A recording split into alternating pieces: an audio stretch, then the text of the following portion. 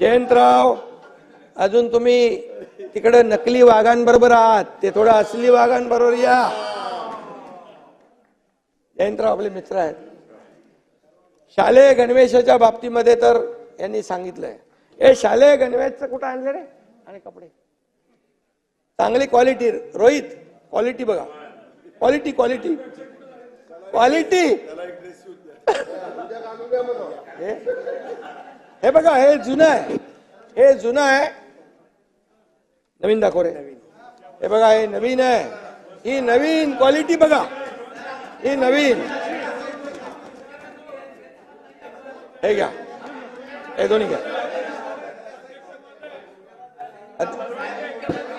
नाही, ऐका ऐका, दिली आहे, परवानगी दिली आहे. क्वालिटी परवानगी घेतलेली आहे मी. नाही, त्याला पाठवतो, त्याला त्याचा ड्रेस शिवून पाठवतो.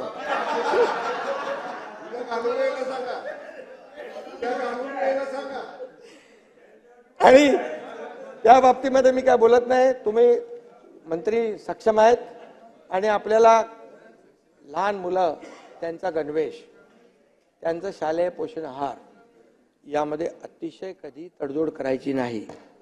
बिलकुल त्याच्यामध्ये कोणी कॉम्प्रोमाइज करत असेल त्याला डायरेक्ट त्याच्यावर कठोर कारवाई करा, कारण हे पुण्याचं काम आहे. जो ह्याच्यामध्ये दिरंगाई करेल, जो ह्याच्यामध्ये भ्रष्टाचार करेल, त्याला डायरेक्ट त्याचा काम म्हणजे त्याच्यावर कारवाई करा. तुकाराम महाराज म्हणाले, नाही निर्मळ मन तर काय करील साबण. विरुद्ध काय, तुम्हाला नाही वैयक्तिक बोलत मी. जयंतराव कुठे गेले? हो देशमुख साहेब, जयंतरावांना बोला ना. विरोधकांची गत तशीच झाली आहे, पण सरकारचं एकच उत्तर आहे, इच्छा तिथे मार्ग. इच्छा असली पाहिजे, इच्छा असेल तर मार्ग दिसेल. आणि म्हणून आम्ही हा जो निर्णय घेतलेला आहे, जनकल्याणाच्या इच्छाशक्ती आणि निर्धार सरकारकडे आहे. आणि हे सरकार शब्द पाळणार आहे. हे सरकार पाळणार नाही, हे सरकार शब्द पाळणार आहे. आणि म्हणून जनतेचा विश्वास देखील आमच्यावर आहे. त्यामुळे हा या तुमचंच नाव मगाशी घेतलं मी. जयंतराव कुठे गेले?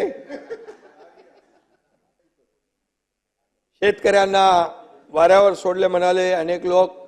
शेतकऱ्यांना काय दिलंय? शेतकऱ्यांच्या तोंडाला पानं पुसली म्हणाले. मी आपल्याला एकच सांगतो, महाविकास आघाडीच्या तुलनेमध्ये विरोधी पक्ष नेते, महायुती शासनाने शेतकऱ्यांसाठी कितीतरी पटीने या ठिकाणी अधिक निर्णय घेतलेत.